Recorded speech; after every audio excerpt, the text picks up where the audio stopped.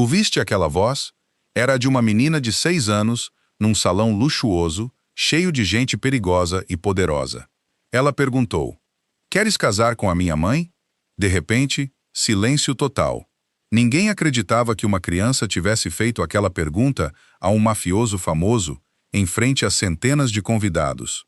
Todos os olhares viraram-se para ele, que estava parado, congelado no meio do salão. Esperavam que ele risse ou que evitasse a pergunta.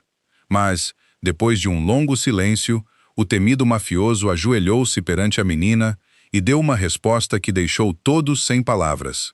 Mal sabiam eles que aquele momento inesquecível era apenas o começo de uma história de perda, coragem e um amor tão forte que mudaria as suas vidas para sempre.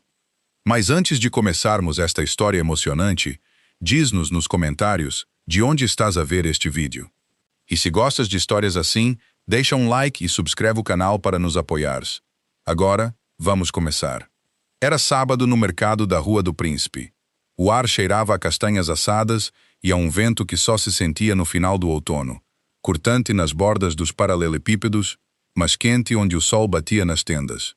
Os vendedores tinham as suas mesas dobráveis sob cordões de lanternas de papel, e o ar de Lisboa movia-se lentamente entre as bancas, como se a cidade, por vezes, se esquecesse de que era uma cidade. Alessandro Moretti não se movia lentamente. Ele atravessava a multidão sozinho, sem motorista atrás, sem um homem ao seu lado, algo que qualquer um que o conhecesse diria que ele não fazia. Uma rajada de vento veio da esquina. Um frasco de vidro tombou na borda de uma mesa de costura. Botões espalharam-se pelo chão, rolando em todas as direções. Um deles parou junto ao couro polido do seu sapato. Ele parou, ajoelhou-se, recolheu-os um a um, de latão, osso e madrepérola, para a palma da mão aberta. "Obrigada, senhor." Uma menina estava agachada ao seu lado. Tinha 6 anos, faltava-lhe um dente da frente, e estendia ambas as mãos como uma tigela. Ela não sabia quem ele era. "E nem se importaria se soubesse. Este é o meu preferido", disse ela, levantando um pequeno botão azul em forma de estrela da camisa que usara no seu aniversário. Passos rápidos atrás deles. Uma voz de mulher, ofegante. "Emma." Sophia Bennet virou a esquina da banca vizinha. Ainda havia serradura no avental de lona preso à sua cintura. Uma mancha dele nas costas da mão, onde se limpou sem pensar. Ela viu o estranho ajoelhado ao lado da sua filha, e todo o seu corpo ficou imóvel, aquela imobilidade particular de uma mãe que decide em um segundo se foge ou alcança. Alessandro levantou-se, estendeu a última botão na palma da mão aberta. Os seus olhos encontraram-se, não de reconhecimento, mas de algo mais tranquilo, aquele silêncio particular que cai sobre dois estranhos quando nenhum deles tem pressa em desviar o olhar primeiro. Ele olhou para ela mais tempo do que pretendia. A propriedade Meridia, na costa norte de Long Island, ficava atrás de um muro de pedra antiga e árvores ainda mais antigas, o tipo de propriedade que não se anunciava porque não precisava. Mármore no hall de entrada, um lustre que tinha sido transportado em peças de um lugar em Itália antes da Segunda Guerra. E por tudo isto, um silêncio que não era vazio, mas sim disciplinado, como uma sala que pode prender a respiração por muito tempo, quando o homem que lá vive prefere assim. O estudo de Alessandro ficava na parte de trás da casa, por cima do jardim, a 3 portas de uma ala que ninguém abria há muito tempo. Pendurou o casaco, fechou a porta e ficou um momento no meio da sala, sem acender a segunda lâmpada. Na secretária, numa moldura simples de prata, estava uma fotografia de uma mulher com quem ele já não falava. Isabela, 3 anos desde o último inverno, morta por uma bala que era para ele. Nos degraus de mármore de um hotel em Roma, que ela não queria deixar. Ele mantinha a fotografia onde haveria todas as manhãs. Não por saudade, mas por disciplina. Uma lembrança da única coisa que o seu dinheiro e o seu nome não tinham conseguido proteger. Junto à porta, montado à altura dos ombros, um gancho de casaco de latão vazio. Tinha segurado o casaco dela uma vez. Um longo casaco de camelo que ela usava no inverno. Ele nunca tirou o gancho. Um gancho vazio era uma coisa honesta. Não fingia que o casaco voltava, nem que nunca tinha estado ali. Guardava a forma de uma ausência, tal como algumas salas faziam. Uma única batida na porta. Marco Bianchi entrou, uma pasta debaixo do braço. O silêncio sereno de um homem que andava ao lado de Alessandro desde que ambos eram mais jovens do que gostariam de lembrar. Ele pousou a pasta na secretária e não se sentou. "Brooklyn está limpo", disse ele. A zona ribeirinha correu dentro do horário. 2 rapazes da rainha fizeram barulho perto dos cais ontem à noite. Nada que precisasse de resposta. Alessandro assentiu uma vez. Marco esperou. E então, porque tinha ganho o direito de o dizer em voz alta, "Chegaste tarde." Voltei a pé da Rua do Príncipe. A pé. Marco não insistiu. Tinha aprendido ao longo dos anos que o seu chefe dava informações como uma gaveta trancada dava os seus conteúdos. Devagar e só quando os mecanismos se alinhavam. Algo tinha vindo com ele para casa naquela noite. Marco não sabia o quê. Não tinha pressa em adivinhar. Alessandro virou a caneta sobre o tampo de couro, um quarto de volta. "As cadeiras de jantar", disse ele. "O conjunto do avô Vitório, as que estão no armazém leste. E o que sobre elas? Encontra-me alguém no bairro que trabalhe com madeira antiga, não as lojas habituais. Alguém com mãos." Houve uma pausa. "Alguém que leva o seu tempo." Marco estudou-o durante o tempo de uma respiração lenta. Depois escreveu-o na pasta sem uma palavra. Durante 3 anos, Alessandro tinha se afundado no trabalho. Números, territórios, telefonemas às 4 da manhã. Tinha sido mais fácil do que ficar em qualquer sala tempo suficiente para notar o gancho do casaco. Algo sobre um frasco de botões no chão ainda não o tinha deixado desviar o olhar. A Bennett Restoration ficava a meio de uma rua tranquila em Carroll Gardens, espremida entre um concerto de sapatos que lá estava desde os anos 60 e um café com apenas 4 lugares no interior. A placa acima da porta era pintada à mão, a tinta nos cantos a começar a levantar-se. Um sino numa tira de couro pendia da maçaneta interior. Fazia o tipo de som que anunciava a chegada de um visitante antes que alguém tivesse de levantar a cabeça. Alessandro estacionou o SUV sozinho. Saiu sem esperar por Marco, e não levou o homem ao volante do segundo carro consigo. Ambos os homens notaram. Nenhum disse uma palavra. Marco ficou atrás do vidro, mãos cruzadas, a observar a rua como lhe tinham ensinado a observar ruas antes de ter um nome para o que estava a fazer. O sino tocou.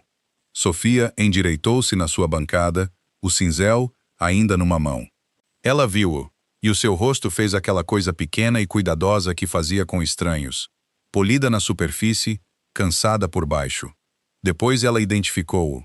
O mercado, os botões, o olhar que se prolongou um pouco demais. "Sr. Moretti, Senhorita Bennett." Ele deu-lhe o nome da maneira que ela lhe dera o seu, claramente, sem ajustes. De trás da bancada, uma pequena cabeça surgiu como uma mola. "Mamã, é o homem dos botões."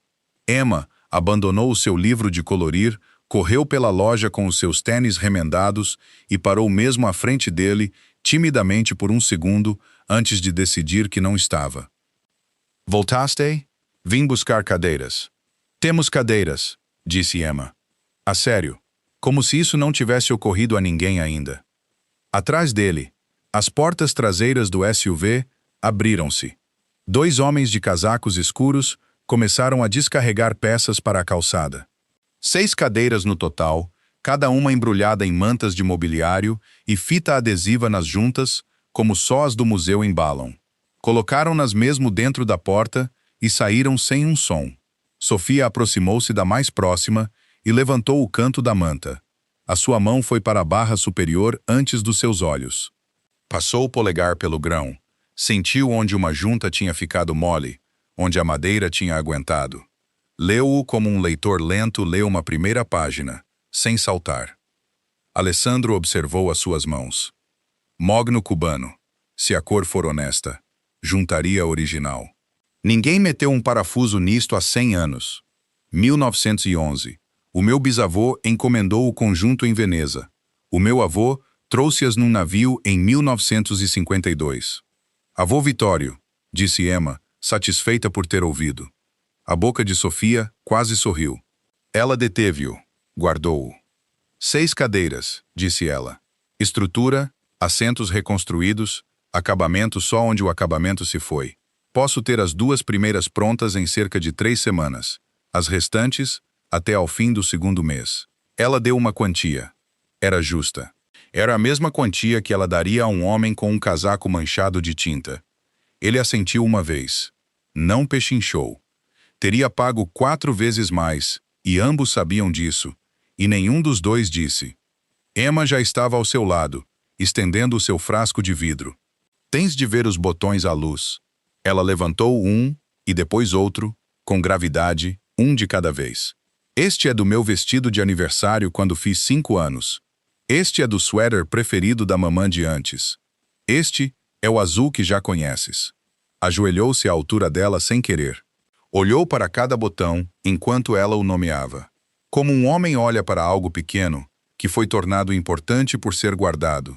Quando finalmente se levantou, Sofia estava a observá-lo do outro lado da bancada, com uma expressão que ele não conseguia decifrar. 3 semanas para o primeiro par, disse ela novamente. Mais baixo agora. Volto antes disso. Disse-o, antes de ter decidido fazê-lo. Ouviu-se a dizer. Não o retirou. Na calçada, Marco ligou o motor sem perguntar para onde iam. Alessandro deslizou para o banco do passageiro, olhou uma vez para a placa pintada à mão acima da porta e compreendeu com o pequeno desconforto de um homem a ver uma decisão ser tomada sem a sua assinatura, que voltaria a este quarteirão muitas mais vezes do que as cadeiras exigiam. Voltou 3 vezes nas 2 semanas seguintes. Cada vez tinha uma razão pronta antes de abrir a porta do SUV. Da primeira vez, disse que queria ver a madeira depois de o verniz antigo ter sido retirado, caso algo por baixo mudasse o plano. Da segunda vez, trouxe uma fotografia de um aparador que o mesmo artesão construíra no velho país, caso isso a ajudasse a igualar o tom. Da terceira vez, não se incomodou com uma razão. Simplesmente chegou numa noite calma, 20 minutos antes do anoitecer, e Sofia levantou a cabeça da sua bancada e não lhe perguntou por que estava ali. Marco começou a notar. Ele também não perguntou. Notou a forma como seu chefe olhava para o relógio de maneira diferente na viagem para lá do que na viagem para cá. Notou que Alessandro, que sempre mantivera o casaco vestido nas lojas, tirou-o dentro desta. Agora notou que o segundo carro já não o seguia para Carroll Gardens. Marco arquivou estas coisas onde arquivava tudo, silenciosamente, e conduziu para dentro da loja. A luz nos fundos mudava à medida que as tardes ficavam mais curtas. Sofia trabalhava até mais tarde. A lâmpada da bancada lançava um círculo quente sobre as suas mãos, e o resto da sala ficava suave à volta dele. O seu rosto naquela luz parecia cansado da maneira honesta. Os rostos cansados fazem isso quando o cansaço é merecido. Maçãs do rosto mais salientes do que o resto dela. Uma pequena linha entre as sobrancelhas que surgia apenas quando estava a trabalhar em algo que importava. Tinha a primeira estrutura da cadeira desmontada na bancada. Estava a refazer as juntas de encaixe com cola de pele e cunhas cortadas à mão, como se fizera há 100 anos. Sem parafusos, sem atalhos modernos. Tinha retirado uma cavilha solta e virado uma nova da mesma espécie de madeira que encontrou na gaveta de aparas. E estava a encaixá-la agora, a batê-la, a testá-la, a batê-la novamente. Mete-se 2 vezes, corte uma vez. Não tenha pressa, disse ela, meio para si mesma. Alessandro ouviu-a dizer isto 3 vezes em 3 visitas diferentes. Veio a entender que não era algo que ela lhe dissesse. Era algo que ela dizia para manter as suas mãos honestas. Contou-lhe naquela segunda tarde sobre o seu avô, sobre o navio que atravessou no início dos anos 50, sobre as cadeiras que chegaram em caixotes de palha e como o velho homem dissera que uma cadeira que um marido construíra para a mesa da sua mulher deveria durar mais que a casa em que se encontrava. Contou-lhe estas coisas e esperou pela próxima pergunta, aquela que as pessoas sempre faziam, aquela que começava com "O que faz agora a sua família?" Ela não perguntou. Perguntou-lhe antes se o seu avô tinha feito as cavilhas ou comprado. Perguntou se a cola original era de pele ou de casco. Perguntou uma vez se o velho homem deixava mais alguém sentar-se nessas cadeiras à mesa de domingo ou se eram reservadas para visitas. Ele respondeu a cada pergunta como se nunca tivesse sido perguntado algo assim antes. Porque, de certa forma, não tinha. Por volta das 4, o sino tocava.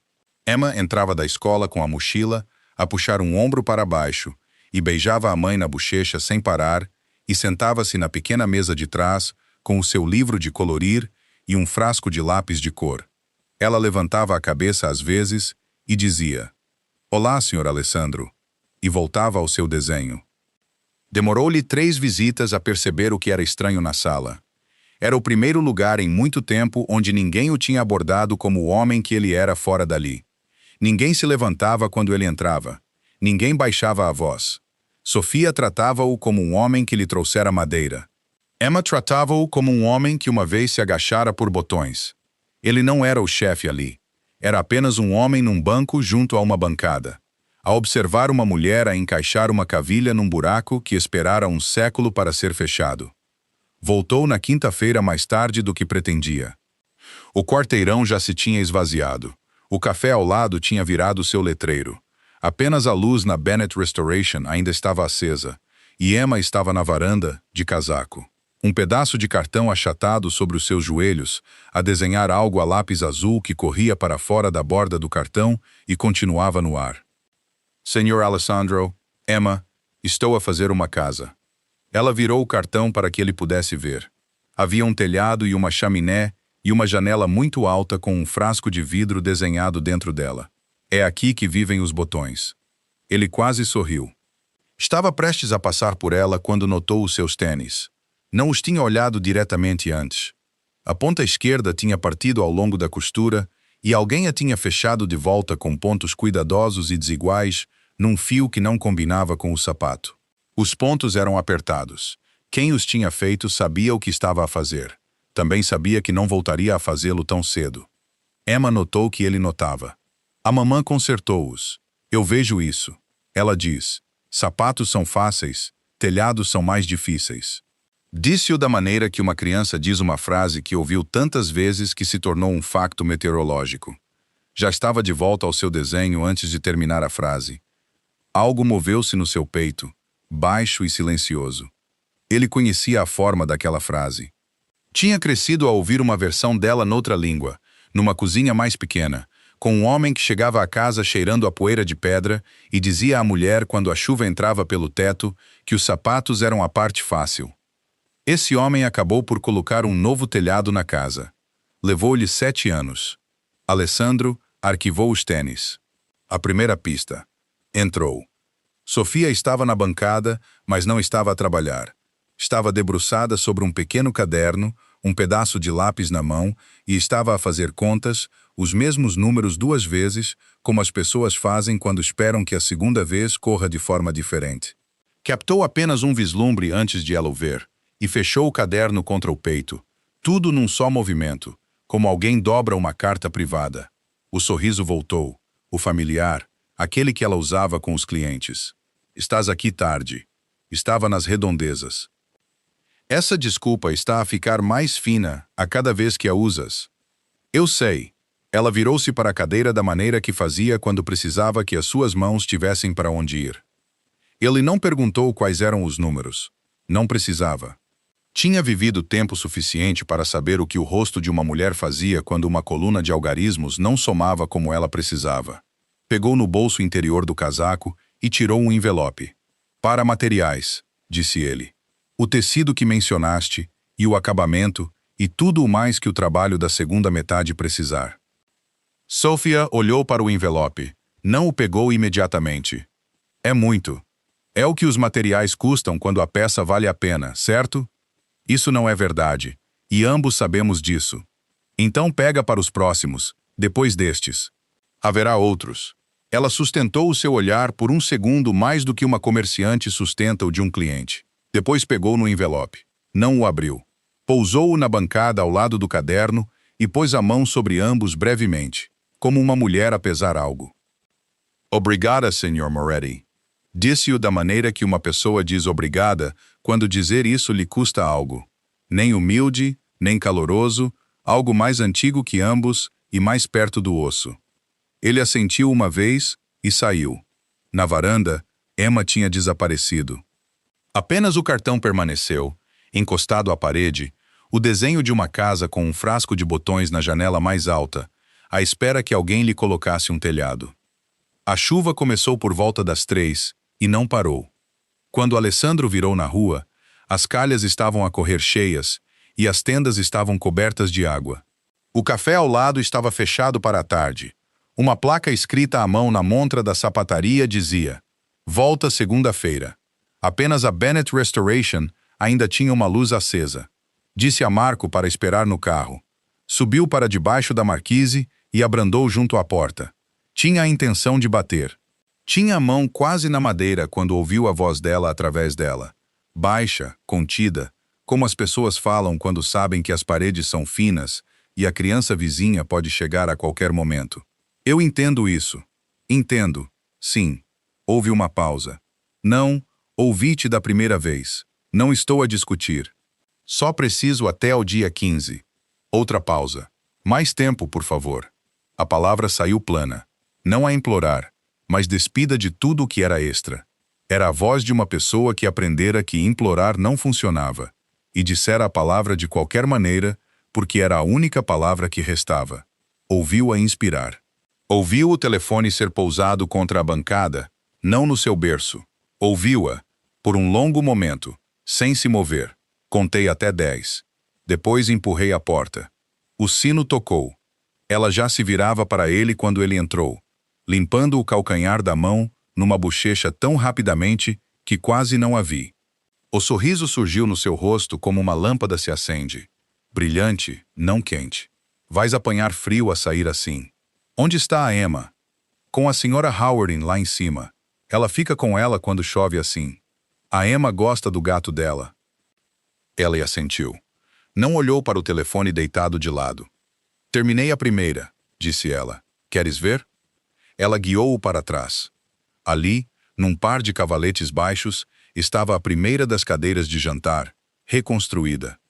A estrutura tinha sido colada e encerada novamente. O assento tinha sido reconstruído desde a teia até ao topo. Tudo estofado num veludo âmbar profundo que apanhava a pouca luz que entrava pela janela da frente e a retinha. Quente, silenciosa, quase iluminada de dentro. Pôs a mão na barra superior sem querer. "Sofia!" Ela levantou o olhar ao som do seu próprio nome na boca dele. "Isto é lindo," ela corou. Ele observou a cor subir pela sua mandíbula e depois pelas suas orelhas, e ela desviou o olhar dele para a cadeira e disse baixinho: "Obrigada." O orgulho nela era tão cuidadoso que doía olhar. Ela ficou. Perguntou de forma indireta se a sua lista de clientes tinha crescido nesta estação. Ela disse que as coisas estavam estáveis. Perguntou se a chuva estava a afetar o tráfego pedonal. Ela disse que a chuva afetava todos. Perguntou gentilmente se a loja era dela ou se alugava o espaço. Ela disse alugado e imediatamente virou a conversa para a segunda cadeira e o que estava a pensar fazer com o encanamento. Ele deixou-a. Ficou quase 2 horas. Não se sentou. Ficou junto à bancada, mãos nos bolsos do casaco, e fez-lhe perguntas sobre madeira. Lá fora, quando finalmente desceu os degraus, Marco estava no banco da frente do SUV, com os limpa-parabrisas em intermitente, a observar a chuva a escorrer da marquise. O seu rosto não mudou quando a porta abriu. Os seus olhos, sim. Marco cronometrou-o. 2 horas foi muito tempo. "Para onde?" "Para casa." Marco arrancou. 3 quarteirões depois, Alessandro falou sem virar a cabeça. "Quero saber quem é o dono do prédio dela, quem detém o seu contrato de arrendamento, se ela está em dia, se há alguma papelada dela em qualquer lugar no bairro." "Entendido." Silenciosamente, Marco. "Sempre. Ela não ouve o meu nome em nada disso. Não de ti. Não de ninguém que uses." Marco assentiu uma vez para a estrada. Os limpa-parabrisas atravessaram o vidro. A chuva continuava a cair. Alessandro observou a água a partir-se no para-brisas e não disse mais uma palavra durante o resto da viagem. Veio de manhã desta vez. Trouxe a segunda cadeira no porta-bagagens do SUV, embrulhada na mesma manta que ela usara na primeira. Marco carregou-a para dentro para ele e colocou-a junto à bancada e voltou para a calçada sem uma palavra. A loja estava vazia. Emma estava na escola. Sofia estava nos fundos a correr água no pequeno lavatório, a sua voz a dizer que já voltava. Ele pôs o casaco no banco. O balcão junto ao caixa era onde ela guardava a sua correspondência.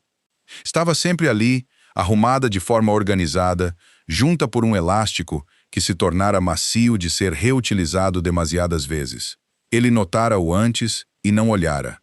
Esta manhã, o envelope de cima era diferente, maior, impresso com um endereço de remetente que ele conhecia de nome. Propriedades de Manhattan sob o cabeçalho em tipo negrito, que ele não precisava de se inclinar para ler as palavras, aviso de despejo. Desviou o olhar quase tão rápido quanto olhara, mas era tarde demais. Já tinha lido a data no topo da carta. Já tinha lido a linha que dizia final. Já tinha lido o suficiente. Água desligada atrás. Sofia virou a esquina, a secar as mãos num trapo, e viu o seu rosto antes que ele o pudesse arranjar. Os seus olhos foram dele para o balcão e de volta, e tudo nela parou. Leste a minha correspondência? A sua voz era muito baixa, muito afiada. Estava no balcão. Isso não é o mesmo que não a ler. Não. Ele sustentou o seu olhar. Não é. Ele não se desculpou. Desculpar-se significaria fingir que não podia desaprender aquilo agora. Ela pousou o trapo na bancada de uma maneira que não era exatamente gentil. Não preciso que arranjes isto. Eu sei. Tenho arranjado coisas a vida toda, Sr. Moretti. Arrancei a cozinha da minha mãe quando tinha 12 anos. Arrancei o meu próprio carro durante 8 anos. Arrancei uma vida para minha filha depois do pai dela morrer, de uma forma que não tenho força para te explicar hoje. Não preciso de um homem de casaco a entrar aqui e ver uma carta e decidir que vai passar um cheque e fazer isto desaparecer. A sua voz falhou na última palavra e ela deteve-a. E ficou ali muito direita, com as mãos pousadas na bancada, à espera que ele fosse como todas as outras pessoas a quem ela teve de dizer não. Ele não lhe ofereceu dinheiro. Tinha aprendido essa lição noutra vida com uma mulher com quem já não falava. A piedade matava o amor mais rápido que a distância. Um homem que passava um cheque para fazer desaparecer o problema de uma mulher era um homem que já tinha decidido que não podia ficar na sala enquanto ela o resolvia. Não estou a oferecer-me para arranjar nada, disse ele. Estou a dizer-te, eu vi, o que fazes com isso é teu. Ela olhou para ele por muito tempo. Parte da luta saiu dos seus ombros. Não foi para um lugar melhor. Foi para um lugar mais silencioso. O tipo de exaustão que estivera à espera por trás da raiva o tempo todo. Fim do mês, disse ela. A sua voz tinha ficado plana. Depois disso, não sei para onde vamos. Ele assentiu uma vez. Não disse nada que não pudesse cumprir. Pôs o casaco de volta. Pegou no chapéu do banco. À porta, parou com a mão na ombreira e não se virou. Obrigada por me mostrares a cadeira. Sai, Sr. Moretti. Ela disse-o sem calor. Disse-o como uma mulher a fechar uma porta para si mesma. Não para ele. Saiu para a calçada. Marco já estava ao lado do passageiro do carro. Deu uma olhada na cara de Alessandro e abriu a porta sem uma palavra. A cara que entrou no SUV não era a cara que passara o último mês num banco junto a uma bancada. Era a outra. Aquela que o bairro conhecia. Aquela que decidia coisas. Para casa, disse Alessandro. E arranja-me o Fenner ao telefone antes de chegarmos à ponte. Não dormiu essa noite. Sentou-se na biblioteca na parte de trás da casa, com uma lâmpada acesa, e não tocou na bebida que se servira. A chuva tinha saído da costa há horas. A sala estava silenciosa da maneira que só uma casa muito grande pode ser silenciosa, o que não era nada silenciosa se a tivesses vivido tempo suficiente. Ouviu o cano assentar nas paredes, ouviu o ponteiro dos segundos do relógio na lareira, ouviu-se a pensar. Pensou na carta no balcão. Pensou na mulher de pé atrás dela com as mãos pousadas na madeira, a dizer que não precisava de um homem de casaco a entrar e a passar um cheque. Pensou na menina na varanda com o tênis partido e a casa dos botões azuis. Pensou em todas as maneiras como resolvera problemas na sua vida. A maioria delas envolvia dinheiro e o silêncio correto na sala correta. Nenhuma delas funcionaria aqui. Se comprasse o prédio, ela saberia dentro de uma semana. Propriedades no bairro moviam-se através de pessoas que falavam, ela saberia que ele o fizera, e odiá-lo-ia por isso, e estaria certa, também. Se lhe passasse um cheque grande o suficiente para importar, ela rasgá-lo-ia ao meio. Se enviasse alguém ao escritório de gestão de propriedades para os pressionar, ela sentiria o cheiro disso à sua porta. Sophia Bennet passara a vida a ler madeira ao toque. Ela leria isto da mesma maneira. Ele não ia fazer desaparecer o problema dela. Ele ia torná-la mais valiosa que o problema. Chamou Fenner às 6 da manhã. Fenner era o conselheiro privado da família há 20 anos. Ele não perguntou por que a chamada era tão cedo. Ele ouviu e depois fez 2 perguntas, e depois começou a escrever. Ao fim do dia, a forma disto estava no papel. Moretti Enterprises, o lado limpo da casa, o lado que possuía a galeria de antiguidades na Madison, e 3 showrooms de móveis no norte do estado, entraria num acordo formal de fornecimento com a Bennett Restoration. Sophia Bennet tornar-se-ia a parceira exclusiva de restauro do inventário antigo da empresa. Todas as peças Moretti que necessitassem de reparação de moldura, juntas ou estofamento, viriam para sua loja. Em troca, a empresa cobriria uma parte das despesas gerais da sua oficina, como despesa de parceria, incluindo uma parte negociada do arrendamento, paga diretamente ao proprietário do edifício, como parte de um acordo de sublocação que Fenner elaborou numa tarde. A linha do aluguer, aquela que a estrangulava, desceu para algo que uma loja em funcionamento pudesse suportar. Fenner fez as contas 3 vezes para ter a certeza de que era legal em todas as páginas. Alessandro leu todo o ficheiro às 10 daquela noite e assinou as suas iniciais nas margens onde era necessário. Marco estava na soleira quando ele levantou a cabeça. Alessandro deslizou a pasta pela secretária. Faz o Fenner levá-la a Manhattan Property Holdings amanhã. Pessoalmente, diz-lhes para quem é. Eles agirão em 3 dias. Marco levantou uma sobrancelha. Não disse nada. Ele compreendeu a maneira como compreendera o casaco a ser tirado. A maneira como compreendera o segundo carro a ser deixado para trás. Isto não era negócio. Isto era em forma de negócio, para que não tivesse de parecer outra coisa. Pegou na pasta. Entendido, chefe. Na quinta-feira, os papéis foram assinados. Na sexta-feira de manhã, Sophia tinha uma carta na mão da empresa de gestão do seu edifício. Não um novo despejo, um novo contrato de arrendamento, o seu aluguer ajustado para baixo e uma linha de coassinatura da Moretti Enterprises listada abaixo da sua própria. E na segunda página, um resumo da parceria de fornecimento impresso em papel timbrado Moretti, com o nome dela e o nome do seu negócio no mesmo tamanho que as empresas, e sem nenhuma letra pequena que desse a alguém o direito de algo a que ela não tivesse concordado. Leu-a uma vez, leu-a novamente. Sentou-se no banco junto à bancada e leu-a pela 3ª vez. Depois pegou no telefone. Ele atendeu ao primeiro toque. Estivera à espera dele. Fizeste isto. Tomei uma decisão de negócios que por acaso te incluiu. Não. Isso é diferente de fazer algo por ti, Sophia. Ela ficou em silêncio do outro lado por muito tempo. Ele podia ouvir os pequenos sons da loja atrás dela. O sino acima da porta tinha tocado uma vez e ficara quieto. A voz de Emma em algum lugar atrás, a cantar uma música que ela inventava à medida que ia. Ela esperou. Alessandro. Ela nunca usara o seu primeiro nome antes. Ele ouviu-a a ouvir-se a fazer isso. Não sei como te agradecer por algo assim, sem parecer que te devo algo. Não me deves nada. Esse era o ponto inteiro. Ela ficou em silêncio novamente. Ele não preencheu. Deixou o silêncio ficar na linha entre eles, e ela deixou-o ficar com ele, e nenhum dos dois tentou empurrar o outro para fora dele. Para uma mulher que passara a vida a fechar portas, antes que alguém pudesse ver através delas. Era a primeira pequena coisa que se permitira entregar-lhe. Deixara-o ficar na sala. A mesa de jantar veio a seguir no acordo, e a mesa não podia ser movida. Era demasiado antiga, demasiado longa, e presa à sala por 3 gerações de dobradiças que ninguém tinha tocado. Se ela ia trabalhar nela, teria de vir até ela. Sophia concordou num sábado.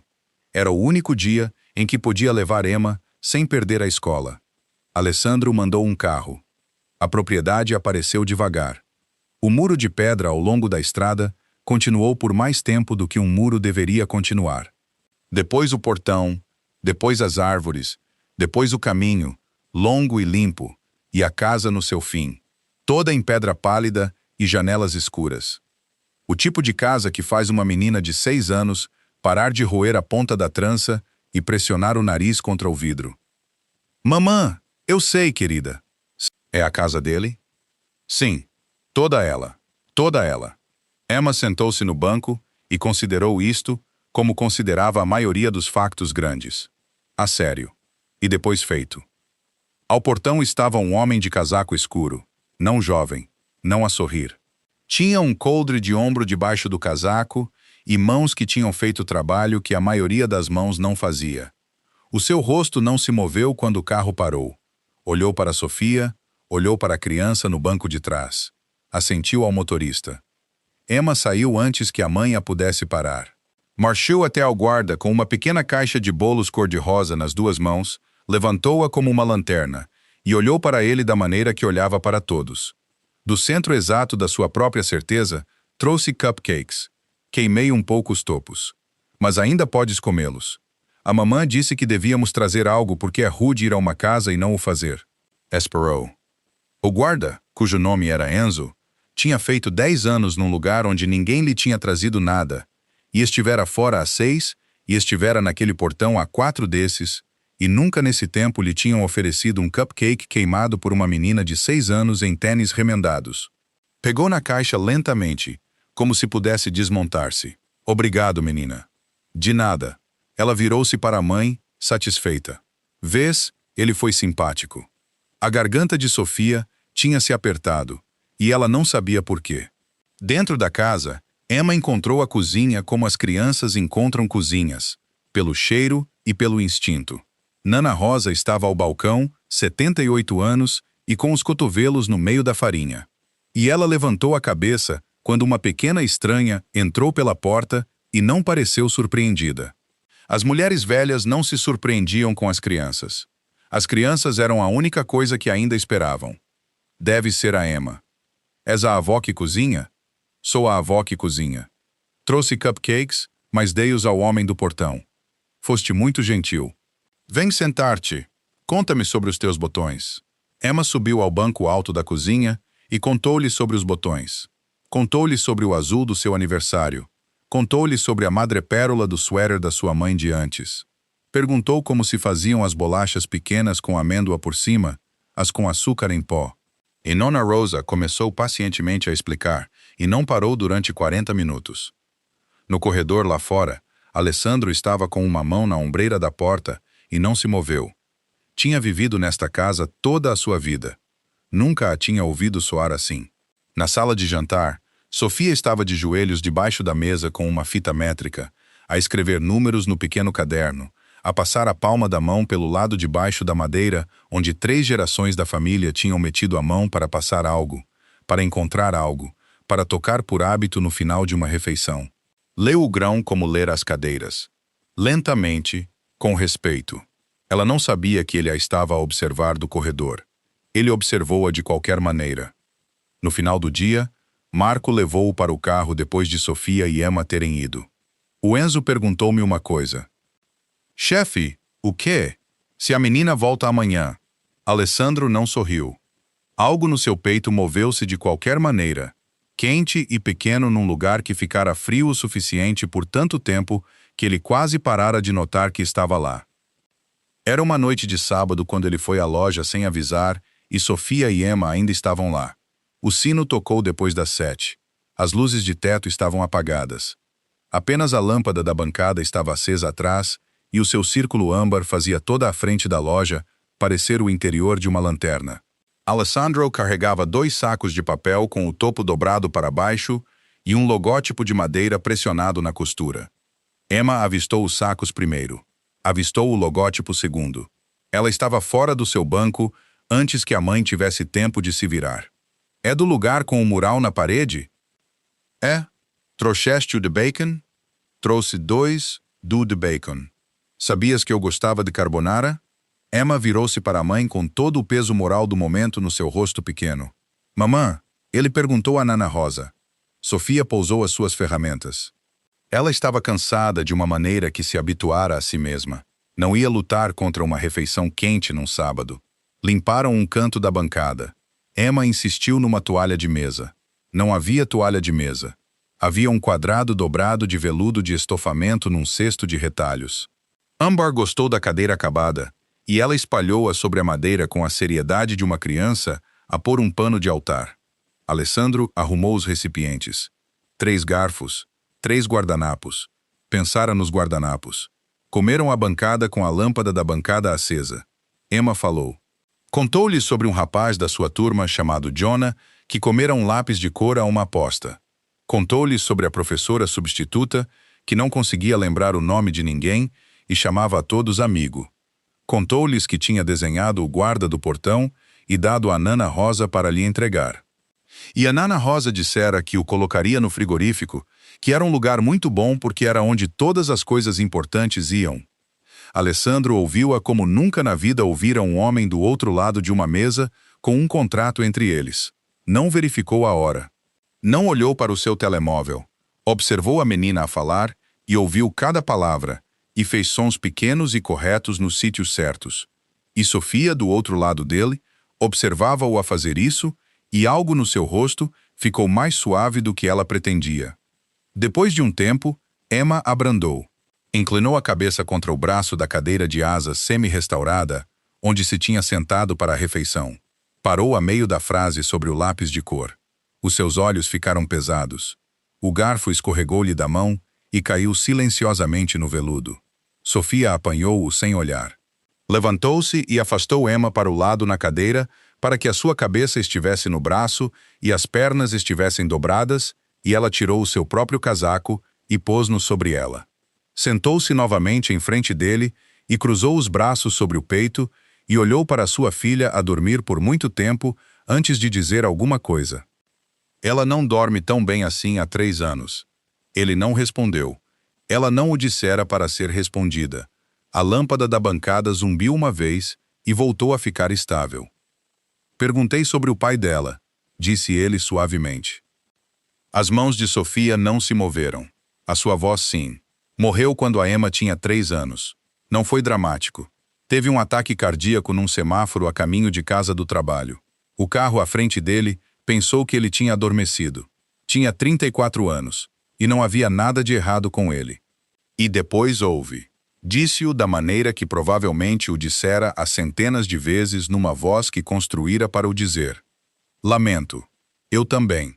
Ela olhou para ele então, diretamente, sem sorriso. Fico à espera da parte em que isto corre mal. Alessandro, em que te aborreces, em que decides que a pequena loja e a pequena menina foram uma boa estação e voltas para o que quer que faças o resto do tempo. Ele sustentou o seu olhar. Não lhe disse que não o faria. Não lhe fez um discurso.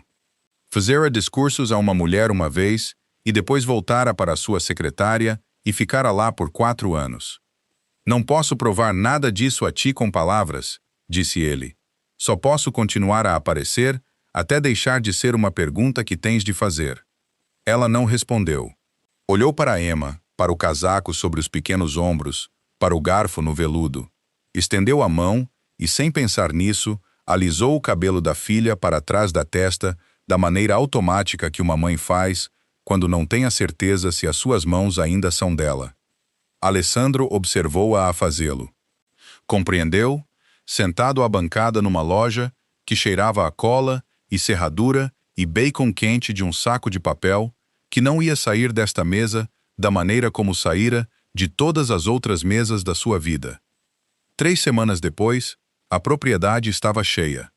A reunião anual Moretti realizava-se no mesmo fim de semana, há tanto tempo quanto qualquer pessoa viva se lembrava.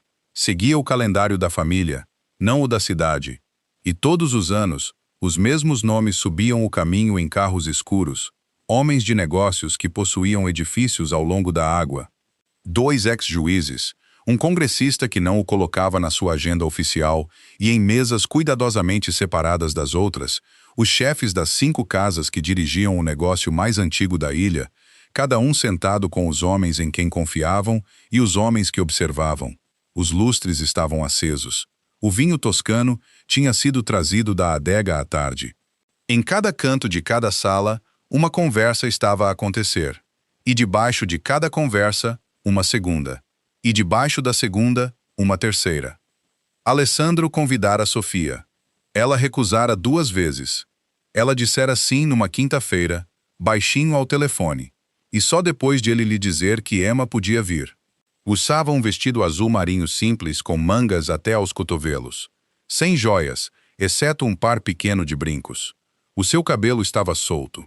Parecia, ao pé da entrada de mármore com Emma de mão dada, uma mulher que não tinha passado a semana a tentar parecer algo que não era, e saíra à frente de todas as mulheres da sala que tinham.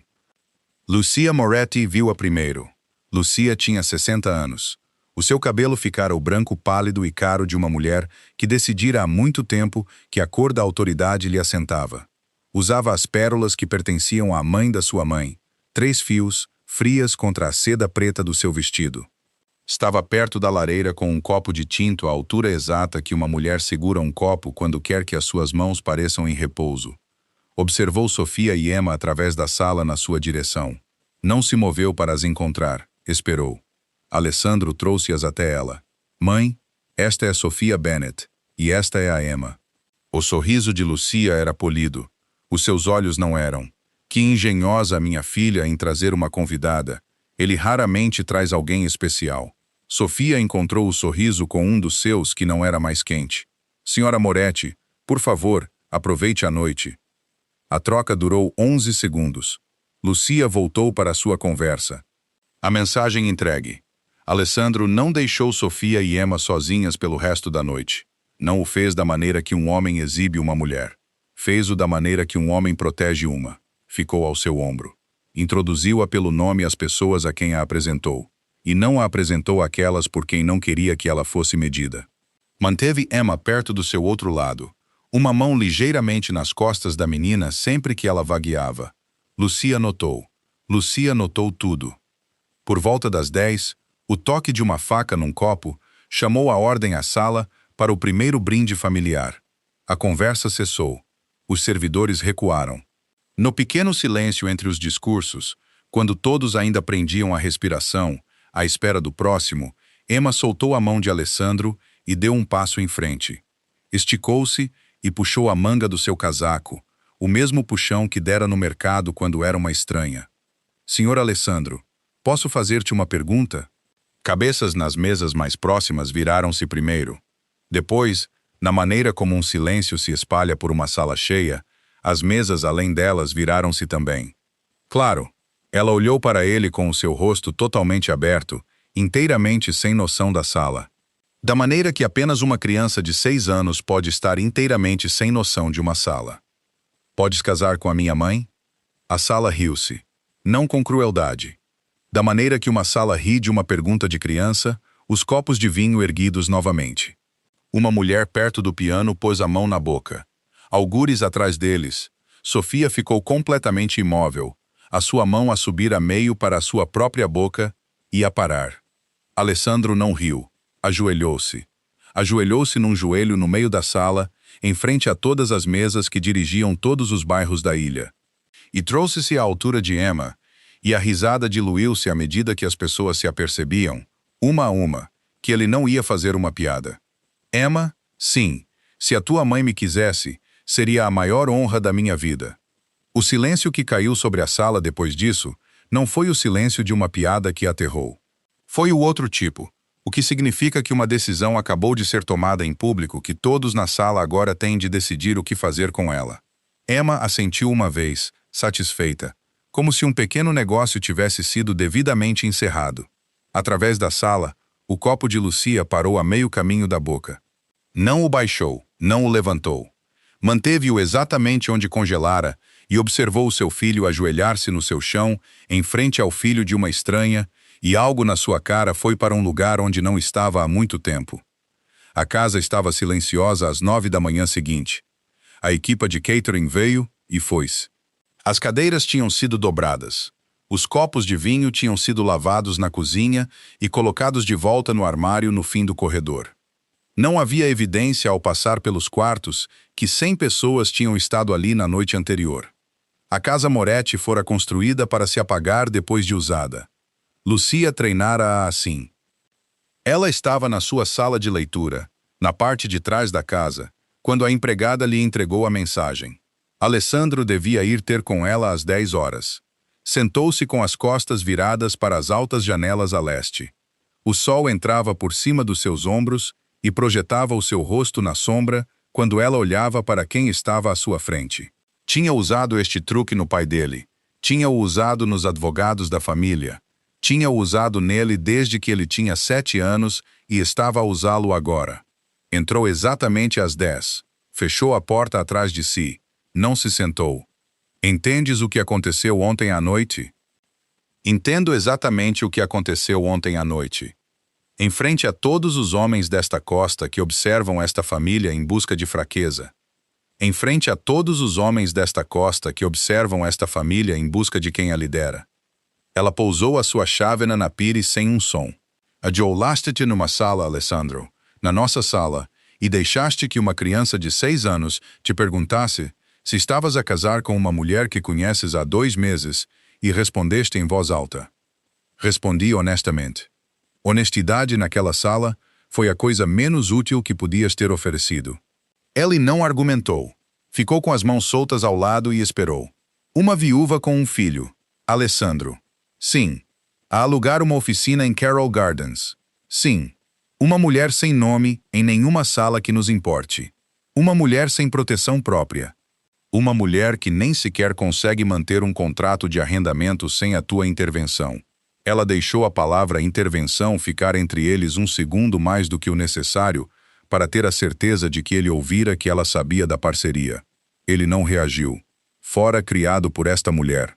Conhecia todos os ângulos da sala que ela construíra. Não precisas de catalogar a mãe dela. Estou a lembrar-te do que os homens àquelas mesas viram. Viram-me de joelhos. Vão lembrar-se disso. É tudo o que preciso que façam. Levantou-se. Raramente se levantava nesta sala. Circulou pelo lado da secretária, para que a luz já não estivesse atrás dela, e parou a poucos metros dele. E a sua voz ficou silenciosa, da maneira que ficava silenciosa apenas quando estava prestes a dizer algo que decidira dizer muito antes daquela manhã. Isabela compreendia quem somos. O nome aterrou como ela o pretendera. Ele sentiu-o debaixo das costelas. Ela nasceu neste mundo, Alessandro. Ela conhecia as portas. Ela conhecia os riscos. Casou contigo sabendo o que estar ao teu lado exigiria dela. Morreu ao meu lado, mãe. A sua voz ficara muito uniforme porque ela nascera neste mundo, porque era o tipo correto de mulher, nos degraus corretos, e alguém com um rifle sabia exatamente onde encontrá-la. Não vou repetir isso com a Sofia. Não vou arranjar a vida de outra mulher na forma de um alvo, porque a forma é familiar para ti. A boca de Lucia apertou-se. Não a uses contra mim. Não a estou a usar contra ti. Estou a usá-la da maneira que ela gostaria de ser usada se ainda tivesse uma opinião. Ela teria odiado o que estás a fazer agora. Não sabes isso. Eu sei. Fui casado com ela durante 4 anos. Silêncio. Lucia voltou para trás da secretária. Sentou-se. Cruzou as mãos sobre o tampo de couro e olhou para o seu filho como olhava para contratos. Há 7 vozes sêniores nesta família. Alessandro, conheces os seus nomes tão bem quanto eu. Se lhes falar até ao fim da semana, 3 deles ouvirão. Se lhes falar até ao fim do mês, 5 ouvirão. Há um voto nesta família que não é chamado há 22 anos. Não me forces a chamá-lo. Estás a ameaçar tirar-me do assento que o meu pai me deixou. Estou a proteger esse assento de uma decisão que o meu filho está a tomar com o coração em vez da cabeça. Ele inclinou a cabeça ligeiramente. Foi isso que disseste ao meu pai quando te escolheu, mãe, ou foi uma decisão que a sua cabeça tomou? Ela não respondeu. Uma rapariga de uma cidade mineira. Sem família, sem nome, nada na sala em que entrou que dissesse que ela pertencia ali. Foi uma decisão que a cabeça dele tomou? Ela ficara imóvel. Ele viu isso. Ele não pressionou. Não viera aqui para a quebrar. Não estou a pedir a tua permissão. disse ele. Não vim a esta sala esta manhã para te pedir nada. Vim porque me mandaste chamar e porque te devo o respeito de estar à tua frente quando falas comigo. Estou a dizer-te o que está a acontecer. Sofia e Emma são o que está a acontecer. Se me ajudas ou me lutas, isso não muda. Atravessou a porta.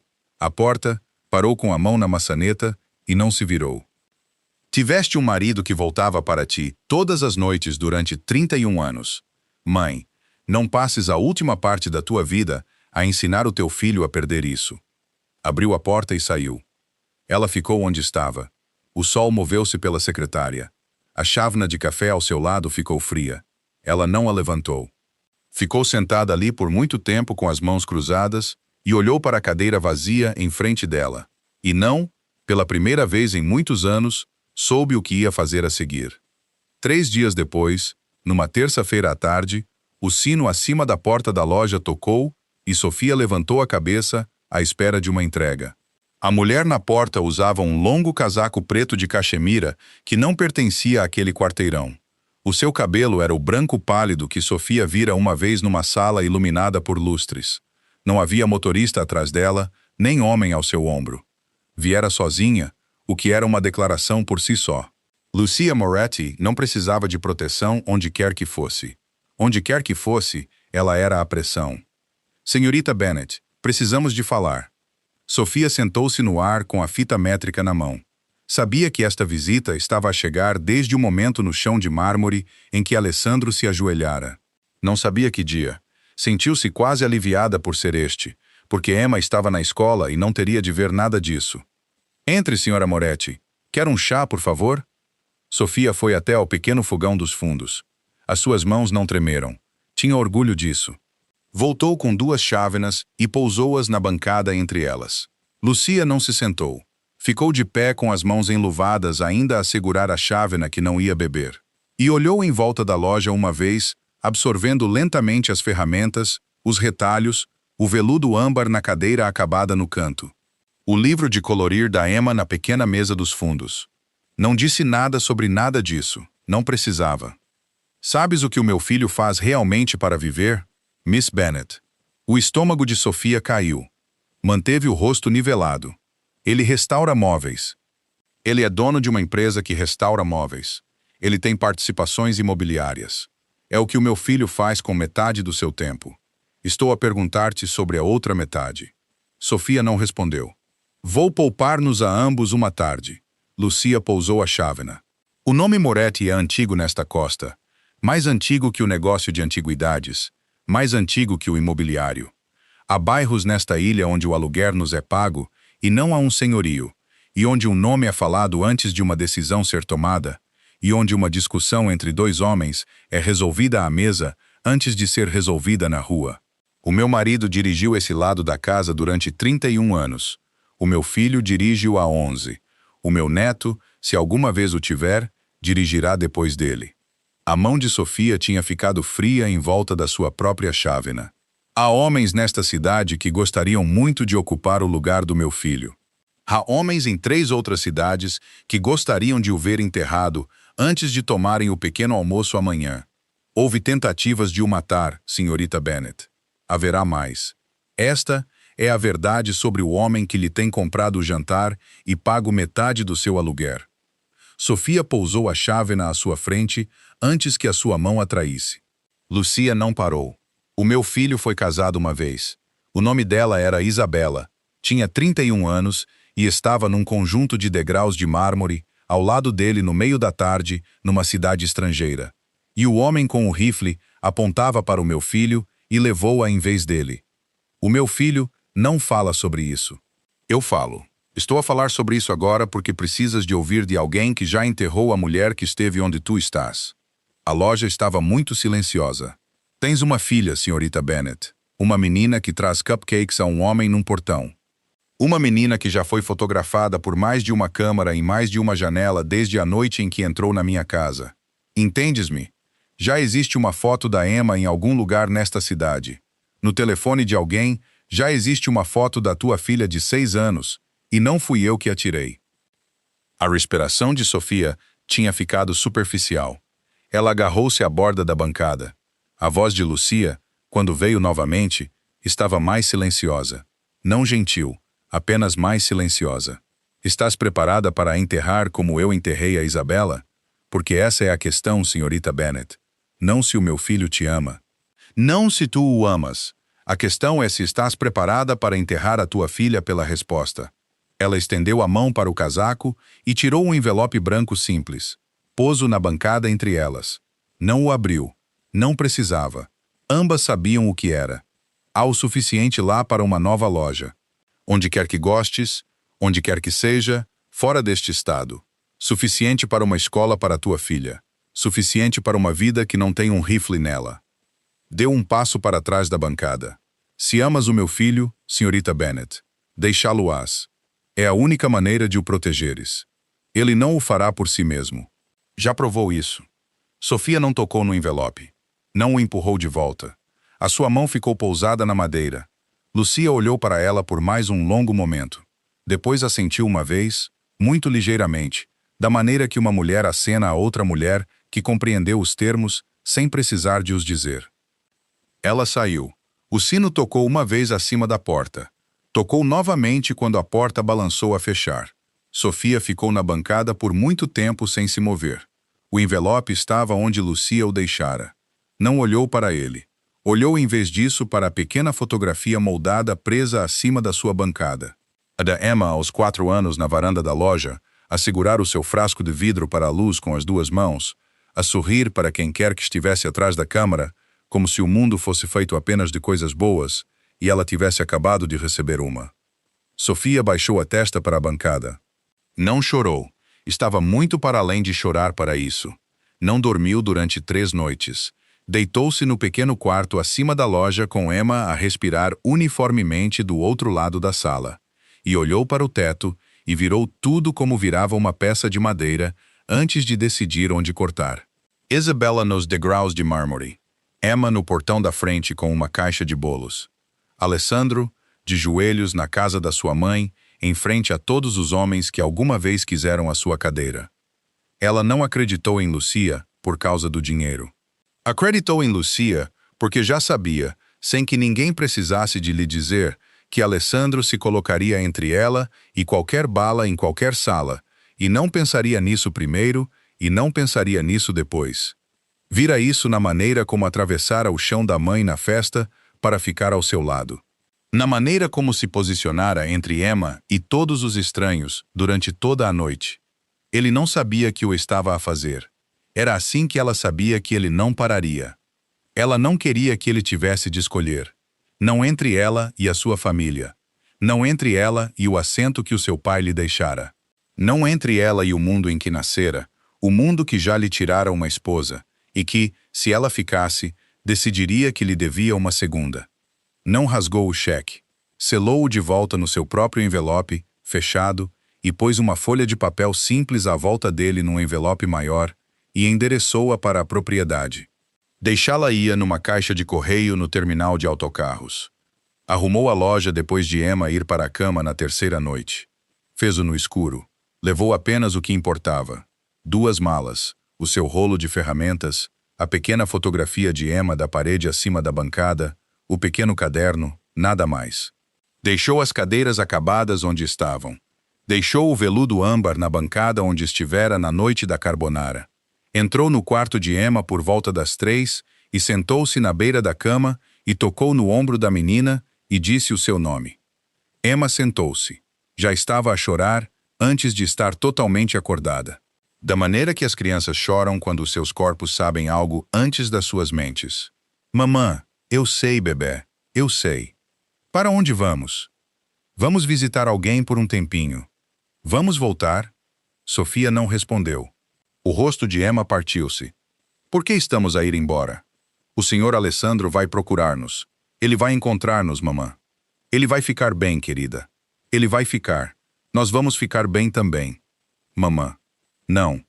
Sofia pegou nela e abraçou-a contra o peito e embalou-a da maneira que a embalara quando tinha 2 anos. E Emma chorou no seu colarinho, da maneira que não chorava há 3 anos. E Sofia abraçou-a e não disse mais nada, porque não havia mais nada que pudesse dizer que não fosse uma mentira. Embaixo, na bancada, deixou uma folha de papel dobrada com o nome dele do lado de fora. Alessandro, obrigada por ficares. Agora é a minha vez de ficar por ti, indo-me embora. Por favor, não nos procures. Por favor, se nos amas, deixa que esta seja a única coisa que posso dar-te. Jerry. Jerry. Deixou o frasco de vidro na prateleira acima da bancada. Não o podia levar consigo. Não esta noite. Algumas memórias não viajavam. Diria a Emma mais tarde que a deixaram lá para que estivesse lá quando voltasse, mesmo que não tivesse a certeza se isso era verdade. O terminal de autocarros estava frio. O autocarro partiu às 4:04 da manhã. Emma dormiu com a cabeça contra a janela e as bochechas ainda molhadas. Sofia observou a cidade a deslizar para trás pelo vidro e não se permitiu fechar os olhos. Chegou à loja às 9 horas. Tinha um café para ela, do lugar da esquina, na chávena de papel com a manga de papel que ela gostava. Tinha um mais pequeno, para Emma, com leite quente e sem café. Tinha estado a carregá-los nas duas mãos quando virou a esquina e viu a fechadura na porta e a escuridão atrás do vidro. Ficou na calçada por muito tempo. Não pousou as chávenas. Marco tinha virado a esquina atrás dele a alguma distância. Viu o seu chefe parado à porta e compreendeu antes de estar perto o suficiente para ver a fechadura. Alessandro mudou a chávena mais pequena para a mesma mão da maior e tirou a chave que Sofia lhe dera há 3 semanas do bolso interior e rodou-a na fechadura. A loja estava como ela a deixara, a cadeira acabada, o veludo âmbar dobrado na bancada, o frasco de vidro na prateleira alta da bancada, esperava debaixo de um pedaço de madeira de sucata, uma folha de papel dobrada com o seu nome. Leu-a em pé. Não se sentou. Não partiu nada. Pôs os cafés na bancada, ambos lado a lado, da maneira que tinham sentado ao jantar. Ficou ali muito tempo. Atrás dele, Marco limpou a garganta da soleira. Chefe. Alessandro não se virou. Encontra-a, disse ele, mas não a assustes. Salvatore Rizzo esperava há 6 anos. Dirigia um pedaço de Queens que tocava a água em 2 lugares. O seu pai dirigira-o antes dele e o pai do seu pai antes dele. E cada um deles acreditara nos seus próprios ossos que o assento Moretti deveria ter ido para sua mesa há 2 gerações, e não tinha ido. Salvatore perdera um primo num armazém em Red Hook há 9 anos. Numa noite, os seus homens tinham começado e não sobreviveram. Perderam um tio para uma bala que viera de um carro que nunca ninguém rastreara, e ele sabia quem a rastreara. Mesmo assim, esperara 6 anos pela porta para abrir. Passara os últimos meses a pagar homens para se sentarem em carros e observarem o homem que mantinha essa porta fechada. Os seus homens tinham fotografias de Sofia. Tinham fotografias de Emma. Tinham uma foto da menina a entregar uma caixa de bolos a um guarda num portão na costa norte, tirada de um barco a 200 metros da praia. E Salvatore olhara para essa foto muito tempo quando lhe foi trazida. Não agira sobre ela. Não fora o momento certo ainda. Fora paciente da maneira que homens pacientes no seu ramo são pacientes, o que quer dizer, da maneira que uma aranha é paciente. No momento em que os seus homens chamaram que Sophia Bennet carregara 2 malas para um táxi no meio da noite e fora para o terminal de autocarro sozinha com a sua filha, ele deixou de ser paciente. Pôs 2 carros na estrada em menos de 40 minutos. Sofia e Emma saíram do autocarro numa pequena cidade no leste da Pensilvânia, no início da 2ª manhã. A cidade tinha uma lanchonete, um posto de gasolina e um motel de 2 andares com uma placa pintada à mão que piscava. Sofia pagou em dinheiro por um quarto no fim do 2º andar. Deu ao empregado um nome que não era o dela. Emma estivera silenciosa desde o terminal de autocarros. Não estava a dormir. Também não estava a falar. Carregava a sua pequena mochila e segurava a mão da mãe e fazia o que a mãe lhe dizia. Foram para a cama às 9 horas. Às 4 da manhã, a porta saiu da moldura. Sofia levantou-se antes que os seus pés chegassem ao chão. Emma, casa de banho. Vai agora. Empurrou a filha para a pequena porta da casa de banho e pôs o seu próprio corpo entre a criança e os homens que entravam pela porta exterior. Eram 3. Não estavam a falar. Tinham o olhar de homens que já tinham feito isto antes e não precisavam de o fazer. Emma chegou até a porta da casa de banho. Uma mão agarrou-a pelo ombro do casaco e puxou-a de volta para dentro da sala. Ela não gritou. Passara de gritar. O seu rosto ficara com o branco congelado de uma criança que já compreendeu algo que nenhuma criança de 6 anos deveria compreender. Sofia foi para o homem que segurava a sua filha. Ele bateu-lhe. Ela bateu-lhe novamente. Deu um bom golpe com a base de uma lâmpada antes que o segundo homem viesse por trás dela e algo duro atingisse a sua têmpora, e a sala ficou branca e depois preta, e ela caiu contra o canto da cama e não voltou a subir. Os homens saíram do motel em 90 segundos. O gerente, quando veio investigar o barulho às 5, diria que não ouvira nada. Não fora pago para ouvir nada. Quando o sol nasceu sobre a encosta, Sofia e Emma estavam na parte de trás de 2 carros separados a mover-se para norte. O telemóvel de Alessandro tocou às 11 minutos para 7. Ele atendeu ao primeiro toque. Não tinha ido para a cama. Moretti, sabes quem é? Ele sabia. Reconheceu a voz antes que a frase terminasse. Não disse nada. Tenho algo teu. 2 coisas. Alessandro fechou os olhos por exatamente 1 segundo. Abriu-os novamente. Termos Brooklyn, Manhattan. Todos os cantos que a tua família chama, teus a sul da ponte e a leste da água. Assinado até ao fim do dia. Por escrito, testemunhado, ou eu sigo na ordem inversa de preferência. Sabes qual é a ordem inversa de preferência, Alessandro? É a criança primeiro. A mão de Alessandro apertou o telefone até o plástico reclamar. Não a tocarás. Farei exatamente o que disser. Tens o hábito de me subestimar.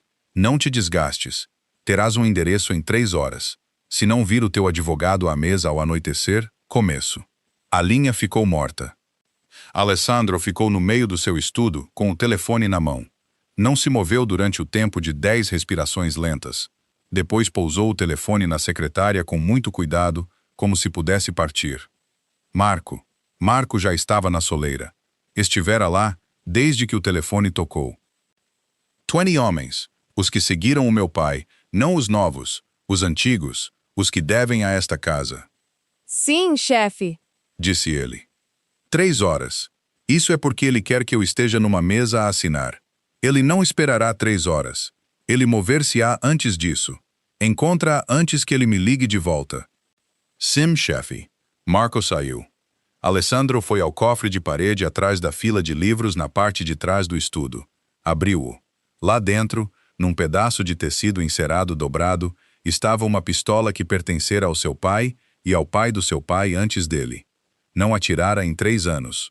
Não precisara. Tirou-a agora. Verificou a câmara. Verificou o carregador. Recolocou o carregador no lugar com o clique suave de uma peça de metal que fora feita para fazer exatamente aquele som. Ele não tremeu. Pôs a arma no bolso interior do casaco. No carro, na viagem para sul, não falou com Marco. Não falou com o homem ao volante. Observou a estrada a vir ao seu encontro através do para-brisas e não pestanejou por longos trechos. Marco conhecia-o há 31 anos. Vira-o zangado. Vira-o a lamentar-se. Vira-o de pé à chuva na manhã seguinte à morte de Isabela, a observar homens abaixar um caixão para o chão. Nunca em 31 anos vira a cara que o seu chefe estava a usar naquele momento. Conduziu mais rápido. Tinham Sofia e Emma num armazém na zona oeste de Newark, 4 quarteirões do Rio, num edifício que ficara vazio quando o seu proprietário entrara num tribunal federal há 5 anos e não saíra. O edifício já não tinha nome na escritura. Foi por isso que Rizzo o escolhera. Ele não sabia que um Moretti colocara um homem em todos os escritórios de aluguer na área triestatal durante 2 gerações, e que um edifício sem nome na sua escritura era exatamente o tipo de edifício que a rede que Alessandro herdara conhecia mais rapidamente. Tinham o endereço antes do pôr do sol. O plano era simples. Tinha de ser simples. Marco levaria 12 homens pela frente. Ele iria alto. Ele iria alto o suficiente para que todos os homens que Rizzo trouxera se virassem para o barulho. Alessandro levaria 4 com ele e entraria pela doca de carga na parte de trás, onde uma porta de serviço enferrujada abria para um lote que os motoristas locais tinham usado há 40 anos e que todos já tinham esquecido. Eles mover-se-iam para o centro do edifício ao longo da parede distante. Eles tomariam a sala onde Sofia e Emma estavam detidas de lado. Rizzo não estaria a observar. Entraram a 7 minutos após o pôr do sol. O mundo explodiu na frente do edifício. Os homens de Marco gritavam. Algo de metal caiu. Uma janela estilhaçou-se. Os homens de Rizzo, a maioria deles jovens, a maioria deles famintos para provar algo a um chefe que não os merecia, viraram-se para a frente da maneira que qualquer jovem se vira para a coisa mais alta numa sala, e nunca viram as 4 figuras a moverem-se baixinho ao longo da parede oeste. Os 2 primeiros homens de Rizzo estavam caídos antes de perceberem que havia uma parede oeste. As luzes do armazém pendiam em longas correntes de um teto a 3 andares de altura. As lâmpadas eram velhas. As lâmpadas não tinham sido trocadas há muito tempo. Quando os tiros começaram a sério, uma delas sofreu um tiro perdido e explodiu, e vidro caiu como chuva pelo chão de concreto, e a sala entrou na penumbra intermitente de um lugar iluminado por focos de canhão, e as 2 lâmpadas que ainda aguentavam. Alessandro moveu-se através dele sem abrandar. Sofia estava no canto mais distante de uma sala fora do piso principal, amarrada a uma cadeira dobrável. A boca tapada com fita, um corte na têmpora onde a base da lâmpada fizera o seu trabalho ao contrário, quando ela recuperou a consciência. Emma estava no chão ao lado da sua cadeira, com o seu pequeno corpo pressionado contra a perna da mãe, os braços apertados à volta da barriga de Sofia. Ela não estava a chorar. Não chorava há horas. Essa era a parte que fazia o peito de Sofia doer mais que as cordas. Uma criança de 6 anos não deveria conseguir ficar tão silenciosa. A porta da sala saiu das dobradiças sob o ombro de Alessandro. Os 2 guardas lá dentro estavam no chão antes de terem levantado as armas dos cintos. O último homem na sala, no lado mais distante, era Rizzo. Rizzo ouvira a porta ir. Já se estava a mover. Estendeu-se e agarrou Emma pelo ombro do casaco e puxou-a para sua frente com o cano de uma pistola contra a lateral da sua cabeça. Era o movimento mais antigo num livro muito antigo, e Rizzo já o tinha feito antes e sempre funcionara. Nem um passo, Alessandro. Alessandro não parou. Levantou a pistola que pertencera ao seu pai e disparou uma vez. A bala atravessou o dorso da mão de Rizzo, a que segurava a arma, e Rizzo gritou e largou tanto a arma como a criança ao mesmo tempo, e a pistola caiu no concreto e Emma caiu no chão. Alessandro atravessou a sala em 3 passadas e pegou nela. Ela não gritou, não chorou, apenas abraçou o seu pescoço com os 2 braços e enterrou o rosto contra o seu colarinho e, numa voz tão pequena que ele quase não a ouviu, disse uma palavra. Mamã, eu pego em ti. Ele carregou-a os 4 passos até Sofia e ajoelhou-se ao lado da cadeira. Puxou Emma contra o lado da mãe, o tempo suficiente para trabalhar com a faca da sua bota e cortar as cordas nos pulsos e tornozelos de Sofia. Tirou a fita da sua boca tão gentilmente quanto a fita pode ser tirada de um rosto que fora atingido. Estás bem? Ela estava a chorar sem saber que estava a chorar. Assentiu. Tira-a primeiro. Eu levo-vos as 2. Alessandro. Ambas. Ele pôs um braço à volta de Sofia e levantou-a, e ela era mais leve do que deveria ser. E Emma agarrou-se ao seu outro lado, e os 3 moveram-se para a parte de trás do armazém juntos. Atrás deles, no espaço principal, o barulho estava a acabar. Os homens de Marco tinham varrido a sala. 2 de Rizzo tinham fugido e foram apanhados no lote. A maioria dos outros tinham largado o que estavam a segurar quando se aperceberam de que homens deles estavam a ser mandados apontar uma arma. Rizzo ele próprio estava de joelhos no centro do chão do armazém, a segurar uma mão que já não era utilizável, e Marco estava sobre ele com a calma de um homem que já tinha decidido qual o carro que ia levar o prisioneiro para onde. Alessandro não olhou para nada disso. Continuou a mover-se para a porta dos fundos. Ninguém sabia. Ninguém podia saber. Lá em cima, no 2º andar, no passadiço que dava a volta a 3 lados do salão principal, um dos homens de Rizzo ainda estava vivo. Tinha subido para lá 10 minutos antes da operação, para fumar um cigarro. Não tinha descido quando os tiros começaram.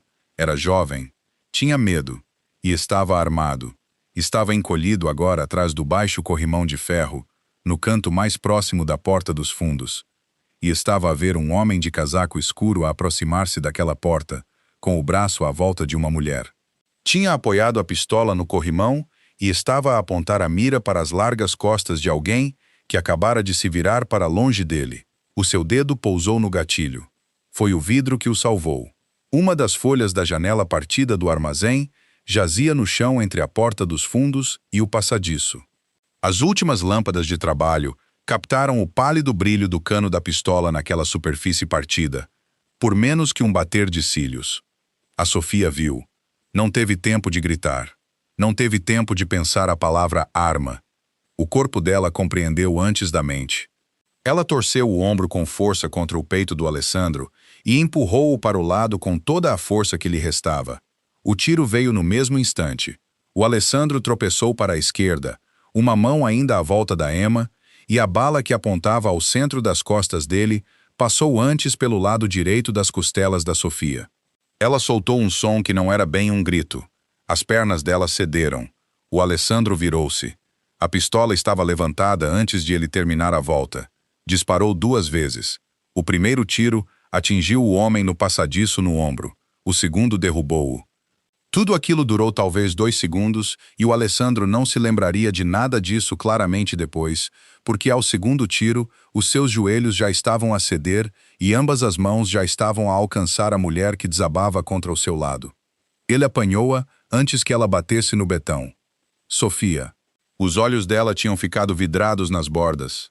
A mão dela subiu para a ferida nas costelas, mais para cobrir do que para pressionar. A Emma desfez-se. Mamã? A palavra saiu dela como uma palavra sai de uma pessoa pela primeira vez, depois de muito tempo. Foi a primeira vez que ela chorou desde que a porta do motel saltou do caixilho. Foi a primeira vez que ela emitiu um som real. Mamã? Não. O Alessandro pôs um braço por baixo dos joelhos da Sofia e o outro por baixo dos ombros e levantou-a, e já estava a mexer-se. O Marco encontrou-o à porta. O Marco viu o sangue na frente do casaco do Alessandro e não disse nada. Correu para o carro à frente deles e tinha a porta de trás aberta quando o Alessandro chegou à berma. Puseram-na no banco de trás. O Alessandro entrou primeiro e puxou a cabeça dela para o colo. A Emma trepou depois e encostou-se ao outro lado da mãe, com a mão pequena pousada no ombro da Sofia, como se pudesse mantê-la ali apenas com o toque. O Marco ia a conduzir e o carro já estava em movimento. A que distância? 20 minutos a andar depressa. 10. O carro foi para os fundos. O Alessandro pressionou a mão contra a ferida no lado da Sofia e sentiu o escuro e quente a subir pelos seus dedos. A camisa branca dele já estava perdida. Ele não notou. Os olhos da Sofia seguiram o olhar da Emma. A boca dela moveu-se sem muito som por trás. Não a deixes ver-me assim. Emma, querida, fecha os olhos. Põe a tua cara aqui. Ele guiou a testa da menina contra o seu ombro. Ela fez o que ele disse. Ela estava a tremer. Os dedos da Sofia encontraram a manga dele. Ela agarrou-se. Não vais embora outra vez, disse ele. Ele não reconheceu a própria voz. Nunca. Ouves-me?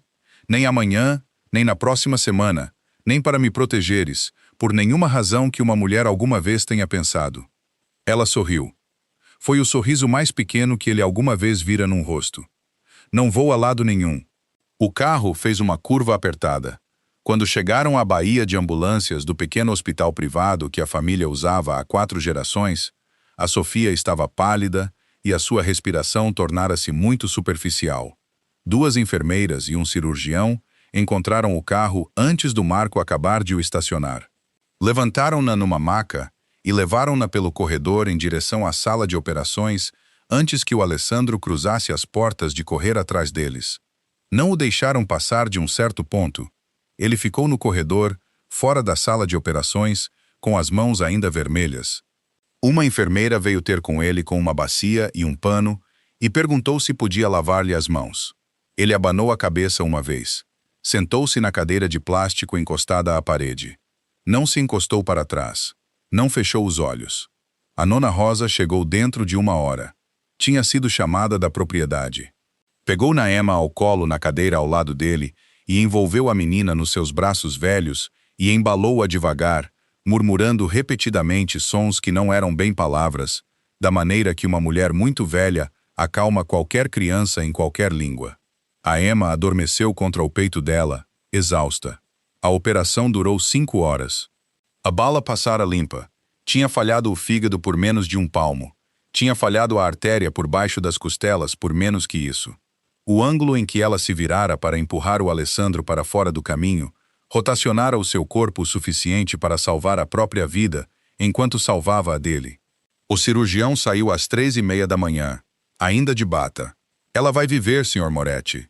O Alessandro levantou-se. Não disse nada. Baixou a cabeça. Foi a primeira vez em 3 anos que ele baixou a cabeça a qualquer coisa ou a alguém. Ficou no corredor com as mãos ainda escuras nos punhos, e as lágrimas que ele tinha contido por 3 anos vieram muito quietas, e a Nona Rosa estendeu a mão da cadeira ao lado, sem dizer uma palavra, e pousou a sua mão velha sobre a dele, e ficaram assim por muito tempo. A Lucia descobriu às 4 da manhã. O telefonema veio do chefe do conselho de administração do hospital, não do seu filho e não do Marco.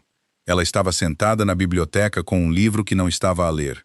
Sabia que algo estava errado há 2 dias, da maneira que uma mulher que vigia uma casa toda a vida sabe quando a casa ficou quieta da maneira errada. O carro levou-a à cidade mais depressa do que o motorista teria preferido. Ela entrou pelas portas de correr da ala privada às 10:45. Ainda com o casaco de lã preta que tinha vestido por cima do pijama. Sem joias, exceto as pérolas que não se lembrara de tirar antes de dormir. Uma enfermeira reconheceu-a e levantou-se. A Lucia levantou uma mão enluvada, um pequeno abanar de cabeça. Não precisava de ser acompanhada a lado nenhum. Usava aquele hospital há 40 anos. Encontrou a sala pelo guarda à porta. Conhecia o guarda. Ele inclinou a cabeça para ela uma vez e não disse nada. A porta estava aberta. Ela parou na soleira. A Sofia estava na cama, ligeiramente inclinada, uma intravenosa na parte de trás de uma mão e uma ligadura sobre o lado direito das costelas onde a bata tinha sido afastada. O rosto dela estava virado para a janela. A respiração dela estava calma, mas superficial.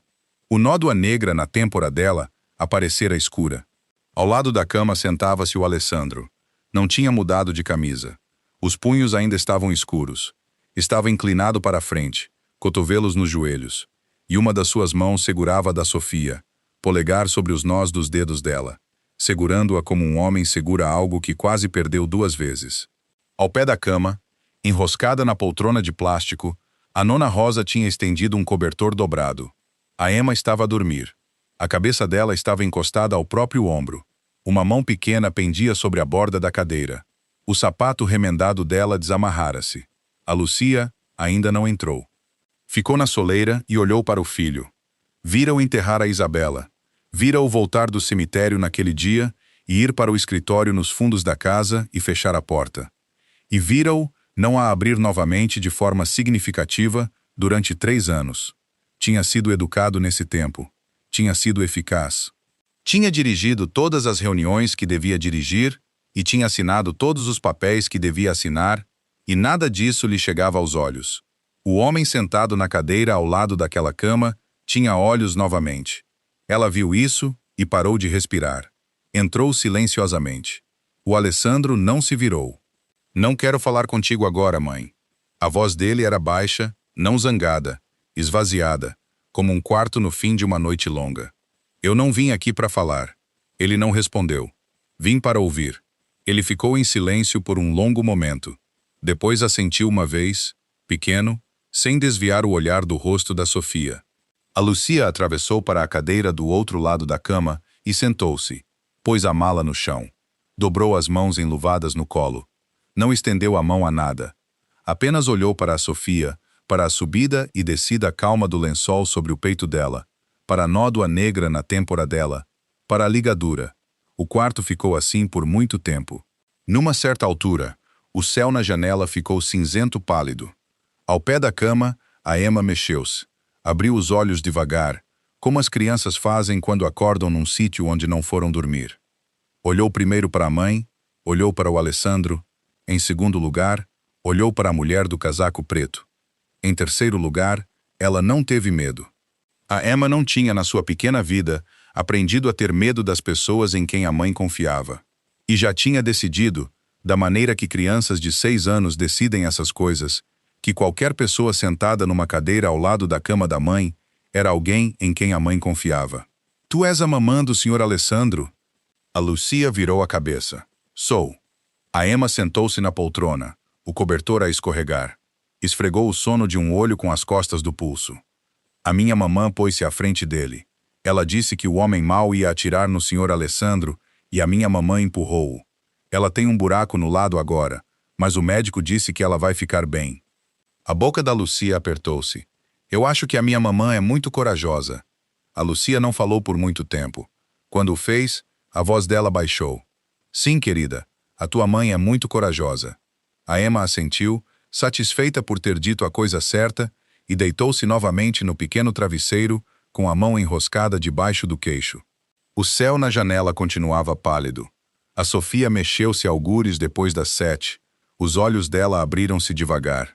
Olhou primeiro para o rosto do Alessandro e piscou, como para verificar se ainda estava lá. Olhou para a Emma ao pé da cama e soltou um suspiro que estava a segurar há 2 dias. Olhou para a mulher na cadeira do outro lado e o seu suspiro engasgou-se. A Lucia levantou-se.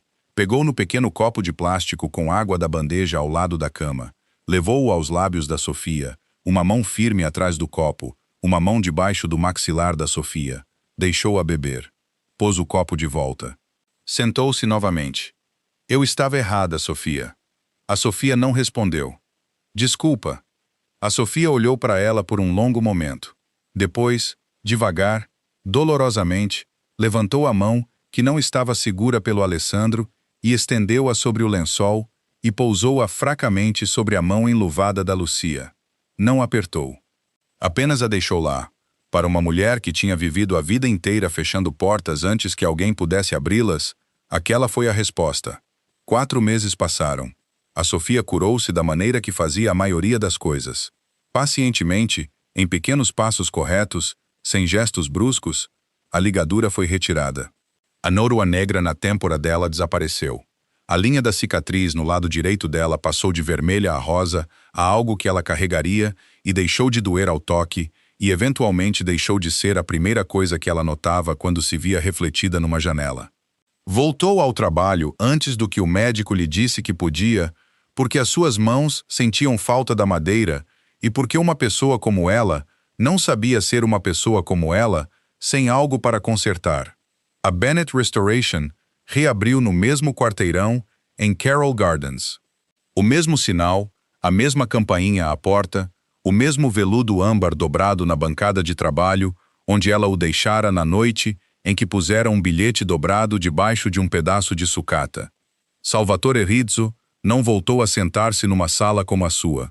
As outras casas na costa lidaram com isso da maneira que essas coisas eram tratadas entre eles, silenciosamente, sem papelada, e os bairros do Alessandro não perderam um único canto de rua durante todo o episódio.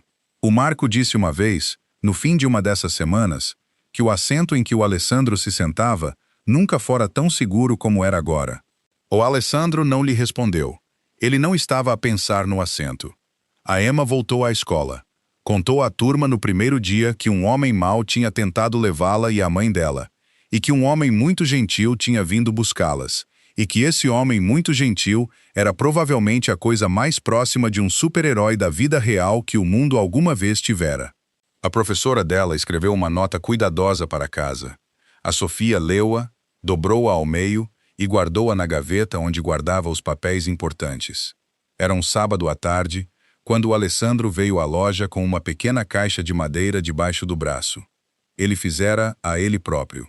Passara 4 noites nisso na oficina nos fundos da propriedade, na bancada que o nono Vitório usara, com as ferramentas que o nono Vitório deixara para trás.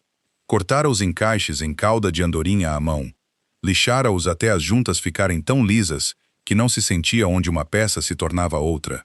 Oleara a madeira 2 vezes. Forrara o interior com um pedaço do mesmo veludo âmbar que a Sofia usara na primeira das suas cadeiras. A Emma avistou-a primeiro. O que há na caixa? Algo para tua mãe primeiro, depois para mim, depois para ti. A Sofia saiu dos fundos, a secar as mãos numa toalha. Viu a caixa. Viu a cara dele. Parou de se mover. Ele pousou a caixa na bancada de trabalho entre eles e abriu a tampa.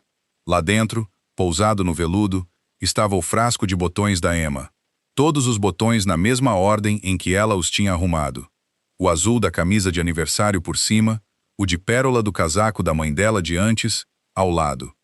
Ele tirara o frasco da prateleira alta no dia em que fora à loja e encontrara o bilhete dela, e levara-o para casa ele próprio, e não o abrira, e esperara.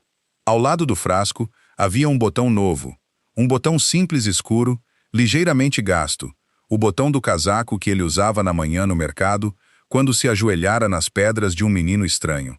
A Emma soltou um pequeno som e cobriu a boca com as duas mãos.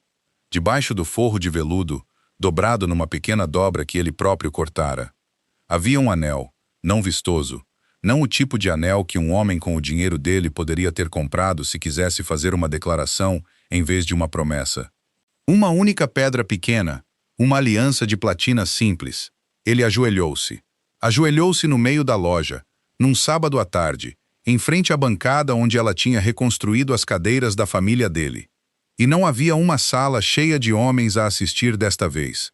Havia apenas uma mulher e uma menina, um frasco de botões em veludo. Este botão mudou a minha vida, disse ele. Ele olhava apenas para a Sofia. E tu mudaste o meu coração. Os olhos da Sofia já estavam marejados. Passei 3 anos a ensinar-me a não sentir nada, porque sentir significava perder.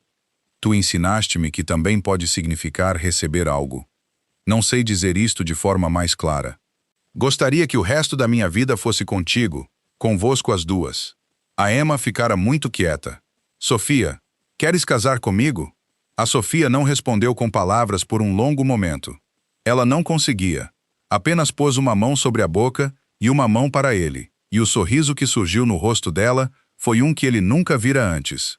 Foi o primeiro sorriso dela que ele alguma vez vira que não tinha uma única parede atrás. Sim! Gritou a Emma. Ela atirou-se do banquinho e lançou os seus pequenos braços à volta dos dois ao mesmo tempo, um à volta da cintura da mãe e um à volta do pescoço do Alessandro. E a Sofia riu e chorou ao mesmo tempo, e o Alessandro abraçou as duas e por um longo momento não se mexeu. Lá fora, na calçada, o Marco estava encostado ao lado do passageiro do carro, de costas para a loja, a observar a rua, a fazer o que fazia há 31 anos. Através do reflexo na janela da loja do outro lado, ele podia ver os três claramente. O chefe dele de joelhos, a mão da mulher no rosto dele, a menina enrolada nos dois. Pela primeira vez em tantos anos quanto o Marco conseguia lembrar-se, ele sorriu. Eles não precisavam que ele olhasse. Ele olhou de qualquer maneira, porque um homem como ele observara um homem como o Alessandro por muito tempo, numa grande escuridão, e ele tinha o direito, desta vez, de ficar do lado de fora de uma janela iluminada e saber que o homem que ele seguira voltara para casa. A verdadeira mudança, como a Sofia teria dito, não chegou numa única tarde. Chegou da maneira que ela reconstruía uma cadeira. Um ponto cuidadoso, uma conversa honesta, um sábado comum de cada vez, até que o que fora quebrado pudesse aguentar peso novamente. O homem que outrora fizera um submundo inteiro baixar a voz quando entrava numa sala, no final, encontrara a única coisa que o seu nome e o seu dinheiro nunca tinham conseguido comprar-lhe: um lar de verdade. E essa, no final, é a verdade silenciosa que esta história deixa para trás. O amor não é a coisa barulhenta. O amor não é o discurso no salão de baile, ou o anel na caixa, ou mesmo o momento no chão de mármore. O amor é a decisão pequena e pouco glamourosa de ficar no quarto repetidamente, nos dias comuns, quando nada te está a pedir. É o homem que se ajoelha por um frasco de botões quando ninguém está a ver. É a mulher que leva um tiro sem parar para pesar. É a mãe que se senta numa cadeira do outro lado da cama de hospital e diz: finalmente, eu estava errada. É a criança que, sem saber que o faz, ensina os adultos à sua volta a abrir uma porta que pensavam estar fechada para sempre. Não precisas de uma fortuna para dar isso a alguém. Só precisas de continuar a aparecer. Agora, gostaríamos de ouvir-te. Qual momento te tocou mais? Foi o primeiro botão nas pedras de calçada no mercado? Foi a menina no salão de baile a fazer a pergunta que fez todos os vidros da sala ficarem imóveis? Foi a mãe a pôr-se à frente da bala? Ou foi o momento silencioso no final, num sábado à tarde numa pequena loja com uma caixa de botões e um anel? Conta-nos nos comentários abaixo. Diz-nos de onde estavas a ver e quem te veio à mente enquanto ouvias. Há alguém na tua vida agora que tem estado silenciosamente a ficar no quarto por ti. E há alguém na tua vida agora que precisa que fiques no deles. Esta história é para ambos. Se esta história tocou o teu coração, por favor, toca no botão de like, partilha-a com alguém que precisa de um lembrete de esperança hoje e subscreve o nosso canal para não perderes a próxima. Lançamos novas histórias todos os dias e cada subscritor, cada like, cada comentário diz à nossa equipa que estas histórias estão a encontrar as pessoas para quem foram feitas. Obrigado por passares este tempo conosco. Desejamos-te boa saúde, um coração pacífico e dias tranquilos cheios das bondades comuns que acabam por importar mais. Que as pessoas que te amam continuem a escolher ficar e que tu continues a escolher ficar por elas. Cuidem uns dos outros. Vemo-nos na próxima.